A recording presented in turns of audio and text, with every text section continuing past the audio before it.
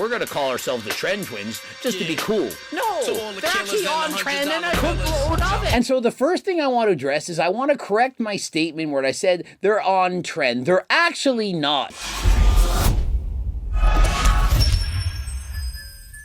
Coach Greg in today's video officially becoming the Tren twins. Exactly what they do, how are they doing during their prep, are they suffering, are they gonna make it, and also, and I'm going to the glasses, don't hate me, I'm old, forcing blood into the tits to go from a B cup to a C cup. And so, in today's video, we're gonna learn how to do that. We're gonna call ourselves the Tren twins just to be cool. No, they're actually on Tren and a boatload of it. And so the first thing I want to address is I want to correct my statement where I said they're on Tren. They're actually not. And so when I recorded that video, I did in fact believe they were taking Tren. After all, their names are the Tren twins. But remember, I'm coaching them, and I can promise you there is no Tren, nothing whatsoever of that sort on their cycle. Not saying they're natural, but I am saying they're definitely not taking Tren. Many of you follow these guys, probably teenagers, and trust me, if you take Tren, you're not going to look like them. Almost none of you. The most important factor of which these two have in spades is amazing genetics. I'm really emphasizing Tren twin. We're actually gonna show you guys how to get milkers like my boy Steve Rogers. And so for many teens, guys in their 20s, you've seen the movies, you've seen guys like Captain America. They take some form of serum and suddenly they have more muscle than last time, like Captain America. And so you're thinking PDs is the answer. It's not.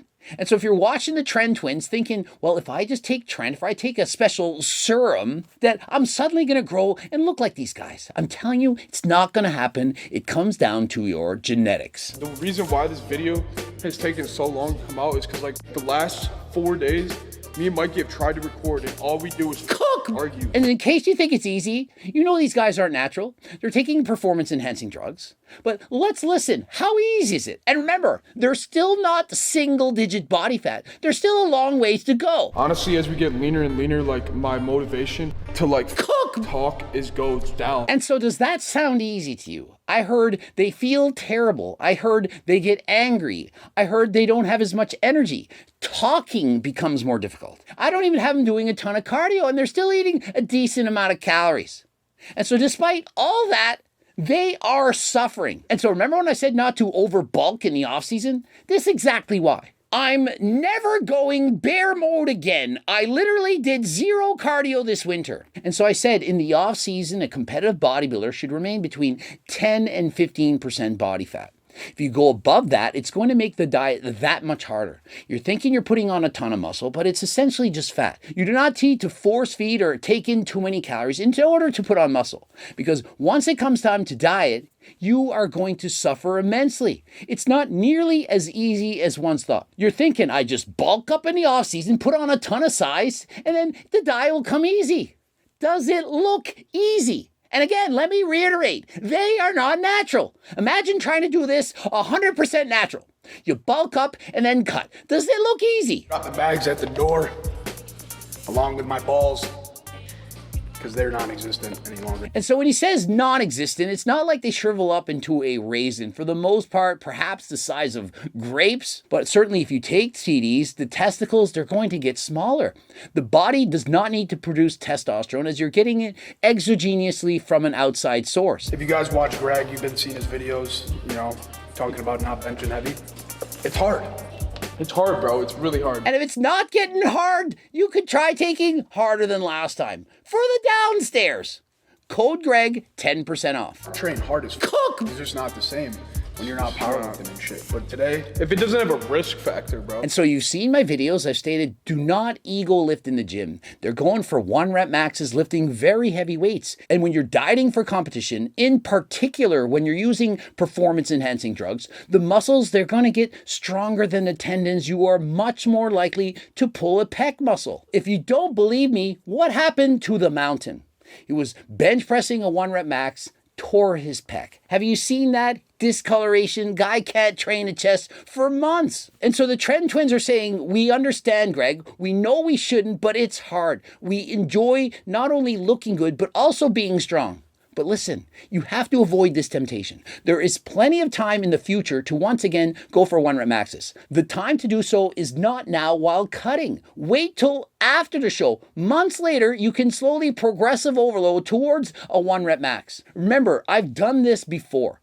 I've been a powerlifter and a bodybuilder for decades. And so if I were you, I would take advice from Coach Greg. I know it's hard when you're young, you feel invincible, and it's not a matter of if, it's a matter of when. When will you get injured? When will you tear a pec? The risk is everything. Risk makes the reward so much better. To an extent, maybe, but what actually makes the reward that much better is the effort that went in towards getting and achieving that goal. The reward from something that comes easy, it's not nearly as rewarding as something you really need to work for. You can work towards stepping on stage without performing 1-rep maxes. It's about training smarter, not training harder. And considering the fact you just stated it's hard not to go for 1-rep maxes, will the reward not be greater at the end if you avoid going for those 1-rep maxes? Think of it, I just answered your question. If you want a greater reward at the end, stop maxing out. It's like an outlet for my primal rage. And I just look at this weight and I just want to fuck. I mean, if I didn't know any better, I'd think they were sneaking in some halo testing, literally to want to bite into the 45-pound plate. Sounds like a guy who's taking halo. But I hope they're not, because after all, I'm not there. I'm not watching them 24 hours a day. I only know what I told them to do. I don't know what they're actually doing. Hopefully they're listening. Hopefully they're taking my advice. Best day, chest day. You got to focus on that squeeze and that volume, Bro, baby. there ain't nothing more intimidating to a woman than a man who has bigger tits and an ass. And so typically while on contest prep, chest day is always the best day. On that day, you can see how much leaner you got, the crazy pumps you're getting in the gym, and you look absolutely incredible. And so for me also, chest day was also my favorite. And on non-chest days, smiling's my favorite. I just like to smile. Smiling's my favorite.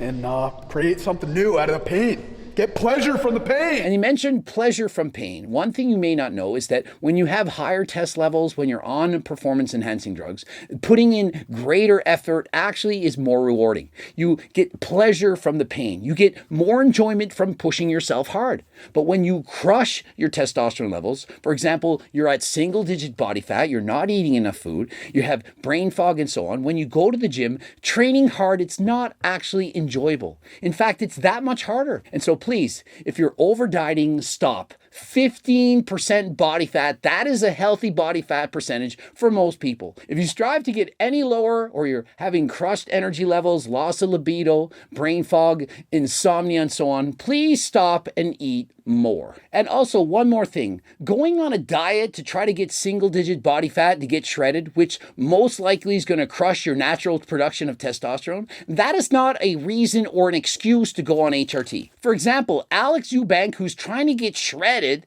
he's not feeling quite like he did. He probably has lower test levels now. It doesn't have as much energy, and so it's hard to get through his workouts. Of course it is. But Alex, you're not even competing, and so why keep dieting? Everyone knows I'm on HRT. And why am I not just taking G-test? After all, it can in fact boost testosterone levels. Well, this is not a replacement for testosterone. It can help, but it's certainly not as powerful as actual medication prescribed by our doctor. But before taking HRT, do you not want to try a natural method? For example, G-test, eating properly, getting in enough sleep, avoiding stress, and of course, only do so with the advice and consent from your doctor. Never, ever break the law. I actually get happy when I have a midlife crisis because I know I'll get better gains from it. Yeah. I'll go harder in the gym to try and forget what the happened. Like, oh, you just got into a car accident, your insurance just went up by $500.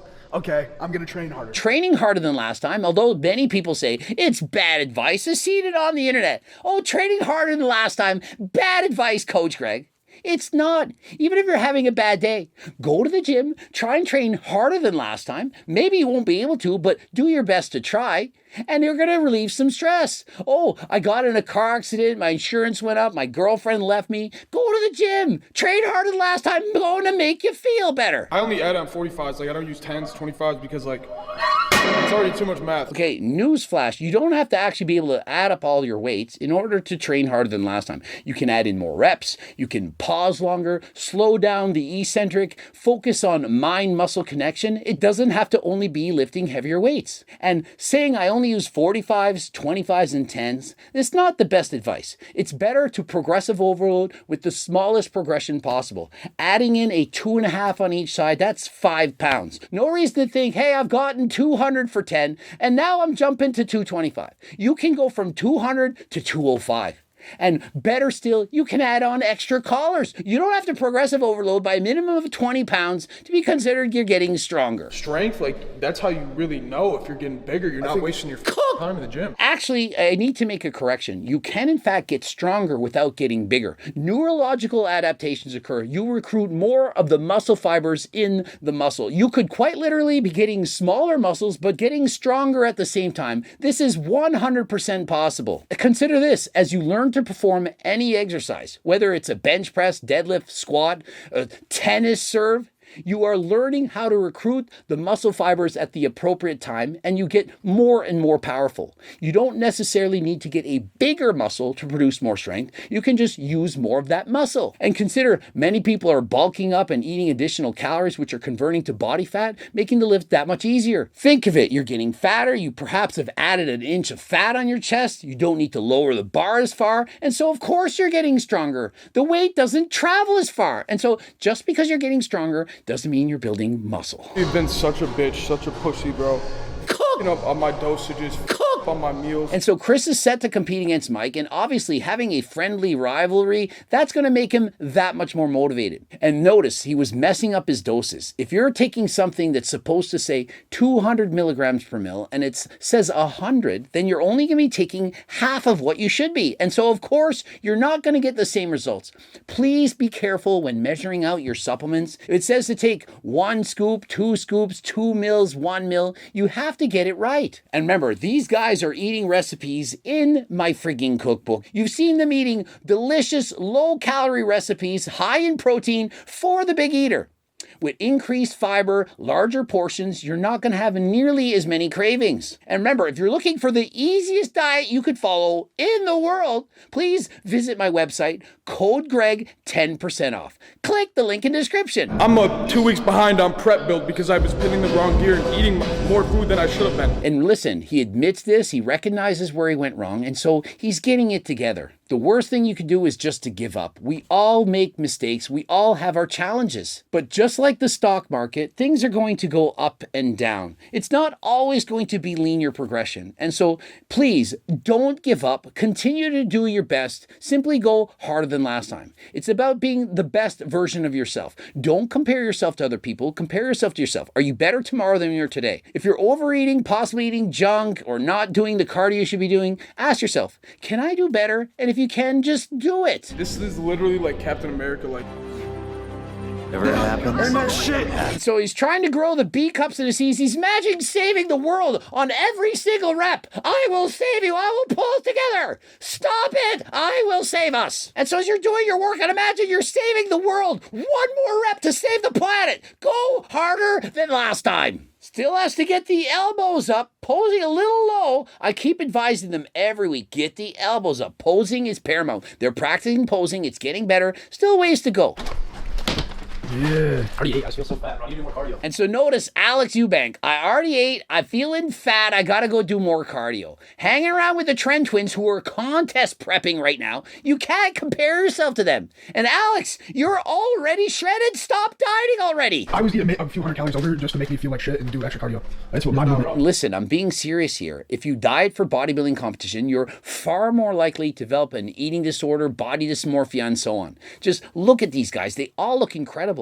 But they're feeling fat, having to force themselves to do cardio to burn off what they're eating. That is not a healthy mindset. And so I caution you, if you're getting into bodybuilding, you need to have a very strong mindset. You have to stop comparing yourself to other people. And very important to realize that a diet is temporary. You're not going to be single-digit body fat year-round. You're going to diet briefly, get to the stage, compete, and then go back to a healthy weight. something perhaps 10-50% body fat for bodybuilders, something healthy where you can maintain and feel good. If you make that cottage cheese ice cream, bro, that's been my hack lately.